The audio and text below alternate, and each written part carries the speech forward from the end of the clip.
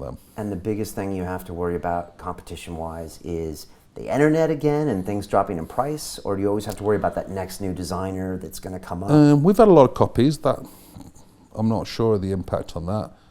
You can't say it's no impact. That would be arrogant. It does have an impact. It's not that the real customer would buy the copy, because they don't know a lot of the time. It just cheapens the overall look of the product, in my opinion, because the copy guys obviously cut corners, and sometimes the people buy your product, they don't realize it's the copy. Right. And we do what we can. We have a full in-house legal team. We pursue vigorously as far as we can. Is it an exact copy when you talk about copies? No, when they copy it pretty exact. Okay, all right. Enough for the consumer, what we call passing off, enough for the consumer to think it's made by us or whatever they call the originator. Okay.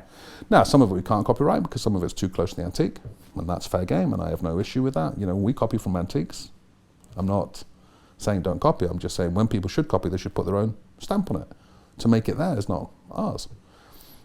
You know, that's a bit that pisses me off. I just say, well, why copy it exact? Why don't you? Obviously, I took the internals of that chair from another chair from 1930s, so, but I put bloody great steel arms on it.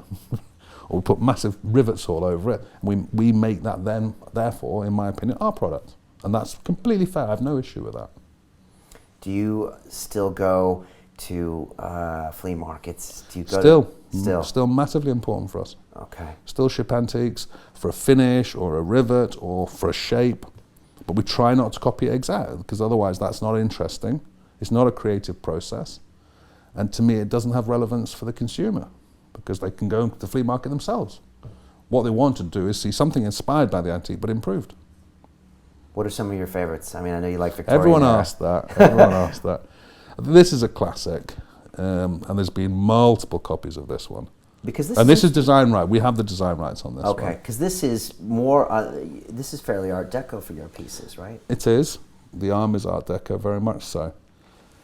I think the drums, we make these drums, and I love that because the colour and the rope and the leather, they don't sell, that's not the point. I love them. And that was an aha moment when I had an antique drum in my room in the workshop, and I said to the guy who runs, oh, can you copy that? He said, what changed? I said, for now, I said, just copy it, because I want to see how good you can do, and then we'll decide how we're going to change it later. A drum, what does it actually a regimental drum. It's just oh yeah, okay, I saw these, yeah. So they brought it back, and I said, why are you bringing me it back? He said, what do you mean, Tim? That's the cop. Oh, I said, oh, good day. I said, you've done a beautiful job now. And then we changed them, we turned them into chandeliers and things like that. They're interesting. I love the Rococo chandelier we're doing this in the cage, but the chandelier version, the huge one, I love that. It's classic. That'll never go out of style. That'll still be selling in 20, 30 years' time. What is that designed from? Is that like a French? It's a classic. Foucault's was the guy who designed the orb, and then it's a classic French chandelier inside, or English chandelier. But the trick was putting that inside the cage, which made it trendy. Right. And you're looking for those ones that do last 20 and 30 years, and you can find them in furniture. Furniture's not as open to the vagaries of fashion than pure fashion. So it moves at a slower It timeline. does. It's still fashionable, right, and you have to be on trend, but you don't get those peaks and then get slaughtered later if you're off trend. Talk to me about... Which some of the fashion houses do. It's just like they run into They've got to come up with great shit every 6 months. Talk about copies. I mean, the fashion house can show something on the runway and it's at H&M a week later, and they have to really watch that copy aspect. Talk to me about a design that you fell in love with, that you're like, this is going to sell huge. You go and you put it out there, and there's just nothing. We've had a few, not many, thank the Lord.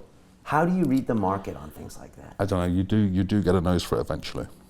You can never 100% tell, but we normally know when something's going to be really good. We're not so good at spotting when something's going to be really bad. Okay. And we've had a few, and they just don't move the needle. We call it move the needle. We just don't move the needle. We think, what's wrong with it? We all loved it. Didn't we love it? Maybe they're just saying yes to me, I don't know. And then you build it. You normally know when you've got a winner. You don't always know when you've got a loser. But the winners are getting easier as you've been doing it longer. You still can't always tell though. You know, one of the latest big winners we've had has come out of left field. I didn't see that one coming, and it's big. And you get the feedback right away, and then you're like, you'll know. First of all, you go to the trade show, so you get the initial impact. Then obviously when it hits the store floors, and you start to see instant impact. Right, and that's whether they buy. If they buy it or they don't. You can tell pretty well. Within 3 or 4 months, you know if you've got a winner. Okay. And that's the key. Is finding the winners. And how important is it to remove things? Like, we're in the center of technology here in London, and some of the greatest technology founders whose companies are getting huge these days, they've sat me down and they're like, Brian, what we try to do is we try to remove a feature of our product every week until we get it to the basics. Yes, the Is that pure something form. you think about? Yeah, we call it the weeds kill the roses. If you have too many weeds, it's not that you can't even see the roses anymore. You know what I mean? So pruning is a massive part of it, and something we've got to get better at. And because you want to get down to the core collection of really epic and things that move the needle and represent the brand and do the right things and things that people don't see elsewhere, because you don't want to look like everyone else. So pruning is an important thing, and as the copies come, you have to prune more, because that is a bit of one thing I don't like about the copies. Sometimes we have to walk away from our own, and as the originator, it's painful to walk away from a product, not because you did anything wrong, because there's too many copies. Okay, and then you don't. That doesn't feel good. Yeah, that doesn't feel good. No. Okay, but sometimes you have to because it's business. You do it because it's business and there's too much of it out there, and you think, no, I can't be associated with that anymore, because although you were the originator, it's now deemed a ubiquitous product, and obviously I don't want that. To watch the rest of this fascinating interview, click on the link below and go to londonreelacademy.com. There you can sign in with your social media, log in and watch the rest of the episode for free, along with all of our episodes on London Real, my webinars, and all of our premium content, all located over at londonreelacademy.com. So click on the link below, you'll be directed there, and you can watch the rest of this fascinating interview, and I'll see you there.